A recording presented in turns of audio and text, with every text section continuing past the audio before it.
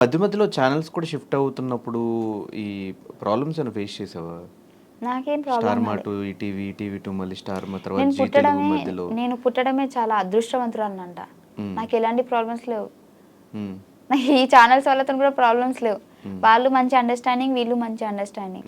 ఎలా ఒప్పించావు మరి big boss షోకి? అంటే బయటికెళ్ళాలంటే ఖచ్చితంగా ఎన్ఓసీ తీసుకోవాలి, 10 లాక్స్ పే చేయాలి అని చెప్తారు.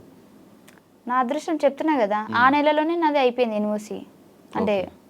అగ్రీమెంట్ అంటే అయిపోయింది. ప్లాన్ ప్రకారం ఫైమా నన్ను తెలివైంది. నన్ను పిలిచారు. నన్ను పిలిచే 10 డేస్ ముందే నా అగ్రీమెంట్ అయిపోయింది. చూడండి.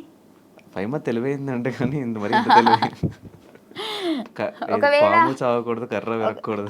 ఒకవేళ అప్పటికి అగ్రీమెంట్ ఉంటే మేబీ సీజన్ 7లో పిలిచేవారేమో. అప్పటికి అయిపోయేది. అంతే. ఫీల్ అవుతున్నావు సీజన్ 6కి వెళ్ళావని?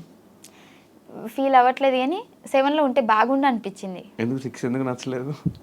6 నాకు గట్టి పోటీ